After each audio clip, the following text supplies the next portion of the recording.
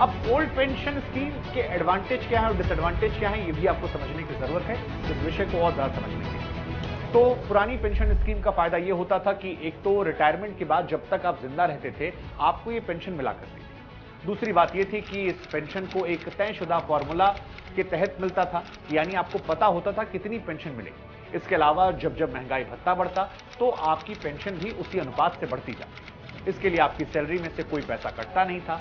Pension का पूरा खर्च जो है वो सरकार उठाती थी। साथ ही अगर किसी की मौत हो जाती है या उनका कोई जीवन साथी है तो उसको भी लास्ट बेसिक पे का 30% के तौर पर पेंशन मिलती रहती है। इसमें बस अगर कोई आदमी हत्या के मामले में अपराधी ठहरा दिया जाता है तो फिर वहां पर उस केस में उसकी पेंशन को रोक दिया जाता था। ये इसके मुनाफे थे, फायदे थे। लेकिन इसके नुकसान क्या हैं? नुकसान ये थे कि इसकी वजह से सरकार पर पेंशन देने का इकोनॉमिक बर्डन जो है वो बहुत ज्यादा बढ़ रहा था और भारत जैसे देश में जहां आबादी ज्यादा है वहां सरकार इससे परेशान हो रही थी। जैसे जैसे ज्यादा लोग रिटायर होते जाएंगे सरकार का ये बर्डन बढ़ता जाएगा। अब बेहतर स्वास्थ्य सेवाओं की वजह से लोगों की लाइफ एक्सपेक्टेंसी भी बढ़ रही है तो सरकार का पेंशन का भार जो है वो भी और ज्यादा बढ़ता जा रहा है। अगर आपको एनपीएस और ओपीएस यानी न्यू पेंशन स्कीम और ओल्ड पेंशन स्कीम को आसान शब्दों में समझना है तो एक उदाहरण के तौर पर इन दोनों की तुलना करते हम आपको नफा नुकसान जो है समझाते हैं। आप ये मान लीजिए कि एक सरकारी कर्मचारी है जो 25,000 रुपए में एक टीचर की नौकरी ज्वाइन करता है। इसके बाद जब वो रिटायर होता है उस वक्त उसकी सैलरी तकरीबन 75,000 रुपए होगी। तो ओल्ड पेंशन के हिसाब से उसको जो पेंशन मिलेगी वो होगी 37,500 रुपए के आसपास। ये उदाहरण के तौर पर हम आपको समझा रहे हैं, इसलिए एग्जाम्पल को समझिएगा। लेकिन अगर वो नई पेंशन स्कीम में जाता है तो वो शुरू में अपनी इनकम का 10% स्कीम में डालेगा और सरकार डालेगी 14%। तो इस हिसाब से हर साल 72,000 रुपए जो हैं उसकी पेंशन फंड में जाते हैं। जब पेंशन फंड उसको इन्वेस्ट करेगा तो वो कुछ मुनाफा और कमाएगा।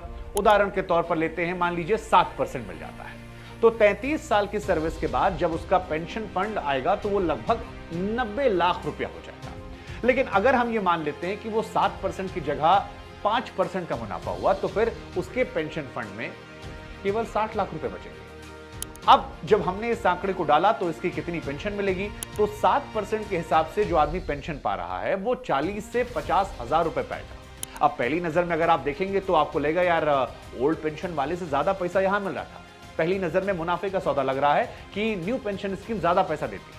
लेकिन अगर कहीं ये रिटर्न 7 की जगह 5 हो जाता है तो फिर नई पेंशन वाली स्कीम में आपको जो पेंशन मिलेगी वो 28,000 रुपया से लेकर 35,000 के बीच में होगी। और यही से सवाल खड़ा हो गया कि अगर उसकी सैलरी को 10% नहीं काटा जाता और उस 10 को वो इन्वेस्ट करता तो उसके पास कितना पैसा होता। 7% के रिटर्न के हिसाब से उसके पास 38 लाख रुपए होते, 5 के हिसाब से 25 लाख रुपए होते। और यही सरकारी कर्मचारी जो हैं वो कहते हैं कि गणित जो है वो गड़बड़ा आता है।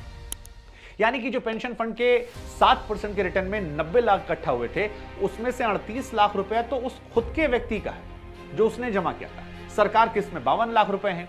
हालांकि हमारे इस आंकड़े में एक कमी है कि हमने जो हर साल तनख्वाह बढ़ती है उसको नहीं जोड़ा है। लेकिन फिर भी जो खुद की सैलरी में पेंशन में जा रहा है और जो सरकार दे रही है उसका रेशो जो है वो नहीं बदल रहा है।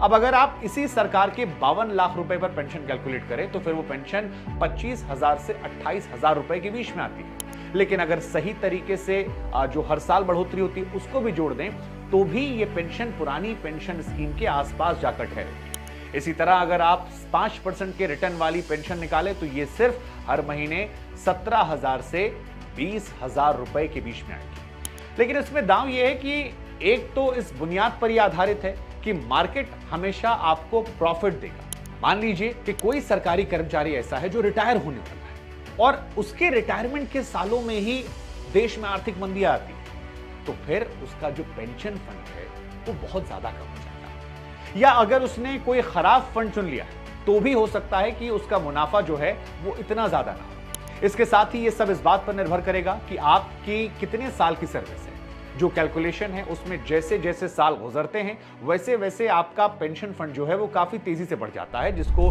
गणित में कम्युलेटिव इफेक्ट बोलते हैं।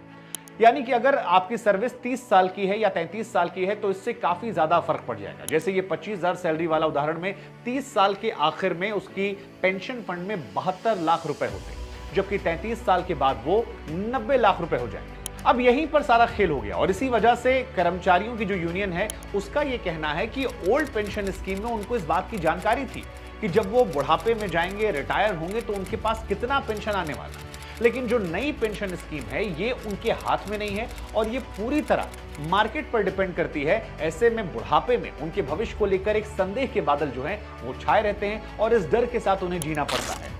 इसके साथ ही एक और दिक्कत यह है कि महंगाई कितनी बढ़ जाए, आपकी पेंशन जो है वो नहीं बढ़ेगी, क्योंकि यहां पर महंगाई भत्ता या वेतन आयोगों से किसी प्रकार ये जुड़ी नहीं है, तो ऐसे में आपको उसका भी लाभ नहीं मिलेगा। सितंबर 2020 में सीएजी ने एनपीएस को 15 साल का परफॉर्मेंस ऑडिट किया और उसी के बाद जो कमियां थी उसको जाहिर किया, जिनका जिक्र हमने आपके सामने किया। उधर एक्सपर्ट्स भी ये मानते हैं कि केंद्र सरकार ने एनपीएस पर पर्याप्त ध्यान नहीं दिया, ना ही एनपीएस को एक टैक्स बेनिफिट के साथ अट्रैक्टिव इन्वेस्टमेंट ऑप्शन बनाया ताकि जो ओपीएस के मुकाबले एनपीएस में नुकसान हो रहे हैं उसकी भरपाई की जा सके।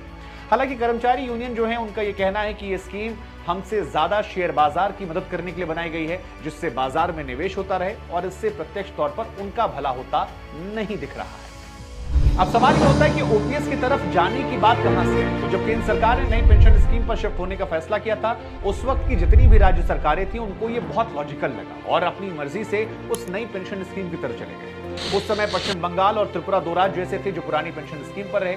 भारत सरकार ने सिर्फ डिफेंस पर्सनल को इस नई पेंशन स्कीम से बाहर रखा था और वो पुराने सिस्टम पर ही रहा। लेकिन जब नई पेंशन स्कीम को लागू किया गया तो सरकारों ने जो पुराने एम्प्लॉयज थे उनके सर्विस रूल को चेंज नहीं किया, उनको पुरानी पेंशन का लाभ लगातार मिलता रहा। इसका असर यह हुआ कि पूरे देश में दो तरह के सरकारी कर्मचारी और पेंशनर्स हो गए। एक वो लोग जो 2004 से पहले नौकरी में आए थे, उनको पुरानी पेंशन के फायदे मिलेंगे, और दूसरे वो लोग थे जो 2004 के बाद आए और सरकारी नौकरी में आए, लेकिन सरकारी नौकरी में उनको नई वाली पेंशन मिलेगी। ये वही लोग हैं जिनका गुस्सा है, क्योंकि उन्हें यह लगता है कि उनका भविष्य शेयर मार्केट पर डिपेंडेंट है और उन्हें पेंशन कम मिलने वाली है। लेकिन जैसे जैसे एनपीएस वाले कर्मचारी अपने करियर में आगे बढ़ते गए, वो इस पोजीशन पर पहुंच गए कि वो लोग इकट्ठा होकर अपने खुद के प्रेशर ग्रुप बनाएं और सरकारों को अपनी बात मानने के लिए मजबूर कर सकें। अब जब इन कर्मचारियों से पूछा जाता है कि भैया नई पेंशन आए हुए तो 15 साल बीत गए और 15 साल बाद आप लोग इतना बड़े पैमाने पर विरोध क्यों जता रहे हैं, क्या पुरानी पेंशन के लिए अब आवाज उठाई जा रही है, तो पहले कहां थे? तो इस पर उनका यह तर्क आता है कि हमको उस दौर में इस स्कीम के बारे में ज्यादा समझ नहीं थी। हमसे सरकारों ने कहा था कि आपको ज्यादा पेंशन मिलेगी, हमने उस बात को चुपचाप मान लिया। साथ में यह स्कीम कैसे काम करेगी इसके बारे में हमें जागरूक कराने के लिए सरकारों की तरफ से भी कोई ठोस कदम नहीं उठाए गए, इसलिए जानकारी के अभाव में हम खामोश रहे। लेकिन फिर जब हमारे लोगों को परेशानियां हुई तो अब इसके लिए राज्य दर राज्य लोग इकट्ठा होकर आवाज उठा रहे हैं। अब इसमें असली समस्या जो आती है वो उन कर्मचारियों को आती है जो परमानेंट सरकारी कर्मचारी बनने के बाद कुछ ही सालों में रिटायरमेंट ले लेते हैं। असल में पिछले सालों में सरकारों को आदत बन गई है कि वो नए लोगों को, चाहे वो टीचर्स हों, विद्युत बोर्ड वाले हों, उनको कॉन्ट्रैक्ट पर हायर करती है। अब ये कर्मचारी सालों तक परमानेंट होने के लिए जद्दोजहद करते हैं। उसकी वजह से जो परमानेंट सरकारी नौकरी के उनके साल हैं वो काफी कम हो जाते हैं और इसका नुकसान क्या होता है कि उनके पेंशन फंड में पैसा बहुत कम इकट्ठा हो पाता है। ऐसे भी कई मामले सामने आए जिसमें कई कर्मचारियों को रिटायरमेंट के बाद उतनी पेंशन भी नहीं मिली कि जिससे अपने घर के वो बिजली पानी के पूरे बिल भर सके। जैसे कि मान लीजिए, उदाहरण के तौर पर देते हैं कि कोई व्यक्ति ऐसा है जो 2006 में परमानेंट हुआ और फिर 2013 में जाकर वो रिटायर हुआ था। अब इस केस में आपको जानकर हैरानी होगी कि इस व्यक्ति को पेंशन के तौर पर केवल 1000 से 2000 रुपया मिलेंगे, जबकि जो लोग 2004 के पहले परमानेंट हुए थे उनको सेम पोस्ट के लिए उतने ही ड्यूरेशन में तकरीबन 20,000 रुपए की पेंशन मिल रही है।